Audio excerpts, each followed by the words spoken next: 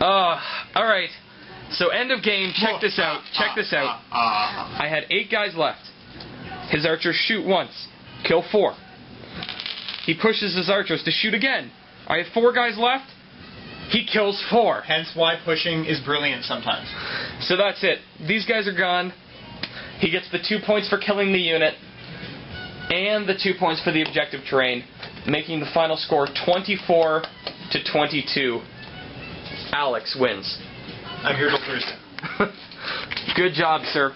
Well played. I must say, that one turn where you destroyed my general and my legion, you turned the game around in 15 seconds. It did not. Yeah, I was. When that changed, yeah, it really did change. I wasn't really expecting that, actually. Oh, fantastic. Because there was a period where I was just like, I'm done. Like, I really did think, because a couple of my stupid epic failures to regroup my guys lost men, like needlessly lost men. So I thought, those early mistakes that I made would really pay for my demise. But it came down to a nail biter, though. I mean, you gotta remember that too. Like, I had no other units. You still have a full unit over here. But the problem was points cap. Yeah. Right. It was basically who can squeeze out the points before the game ends, right? And you can play a game without counting points. You can just go straight. I think it makes it more fun. Yeah. It does. It really does. All right. So let's do general tactics. What were you thinking from the moment you set up, and did it work out the way you were thinking it would? Yeah, basically the way I saw this game going was exactly how I envisioned it. I knew... You liar. No. Like, I'm in the sense that we basically clash on one side, you take the other side. I knew it was going to happen either way. Either I would have been the one to send one army off to start capturing points, or you would have been. You just happened to start moving your guys out. I saw that. I accepted it. I thought, okay, fine. Better for me, because I love playing the Romans when I can just blitzkrieg and just like shove all my forces in one area and then one spear point. That is exactly what I was looking for you, because I wanted you to come through that valley. So it worked out in my mind exactly how I had envisioned it. Not all the time how I wanted it to be because of some mistakes that I was making. And you did get me with your air archers. Some sneaky moves there. So like through the alleyway exactly. here? So, and again, this is a learning point for me and for anyone who's watching. Use your archers to your advantage. Like, they can creep up on your enemy. Like, you don't realize sometimes when you're moving your guys forward, you just don't think sometimes about that 3-block section. You got to keep like a radius. Threat radius. Yeah, you got to keep like an imaginary radius around every single army.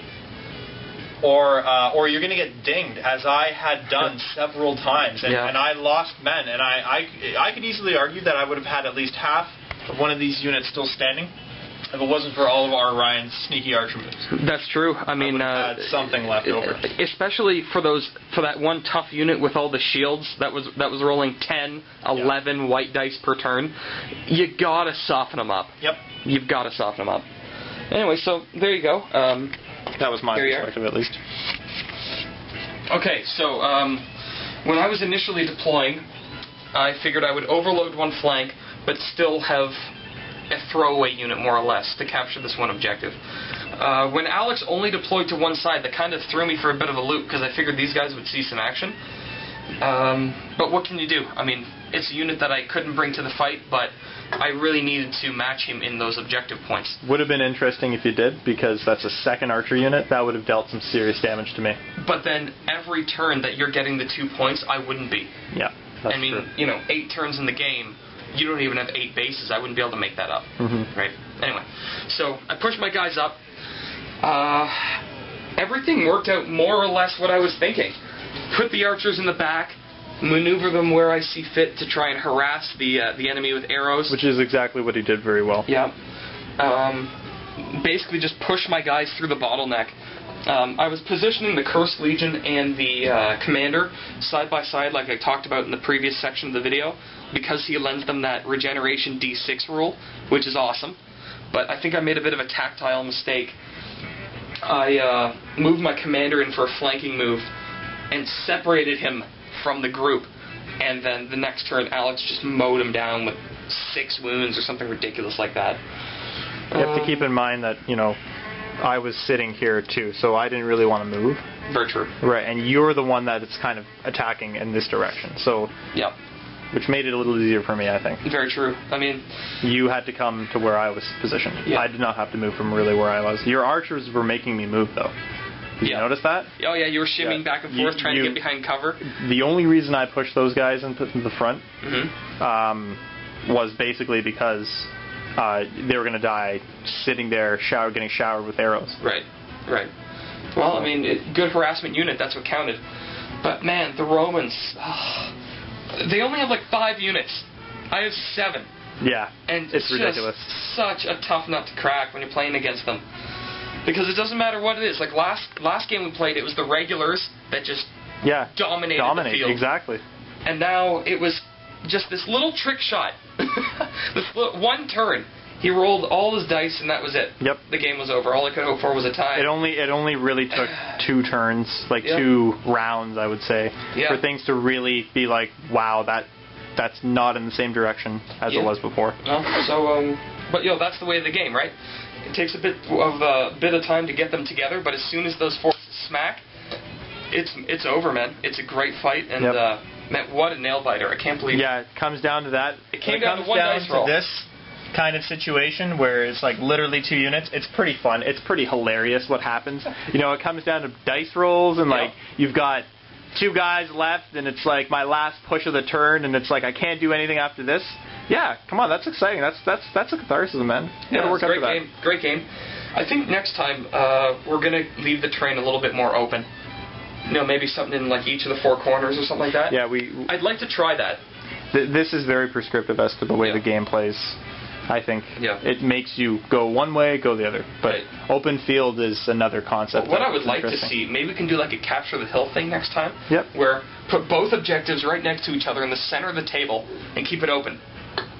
Genius. And then put 4 in each, piece of terrain in each corner. Yep. And we'll see what happens. I think perhaps you've just enlisted our next game. Perhaps. Anyway, I don't know if we already did this on camera, but let's do the handshake again. There we are. Congratulations, sir. A well-earned victory. Thank you. Have a good one. Oh, also, if you're wondering what this is, I play Airsoft. So that's my plate carrier and some ACU pants and whatnot. Anyway. Alright. Have a good one, guys. Thanks for watching. We appreciate it. Cheers. And to the end of every great war game, whiskey sours. Cheers. In manly glasses. I didn't have any tall boy glasses or Collins glasses, so. I feel worthy. Worthy of the victory. Fantastic. I'd like to say it tastes like testosterone, but it's much better than that because it has whiskey in it. Some category of manliness. It bites you a little bit, doesn't it? Yeah. A little bit. Nice. That does nice. That's no fruity cocktail. Damn right your dad drank it. Damn right your dad drank it.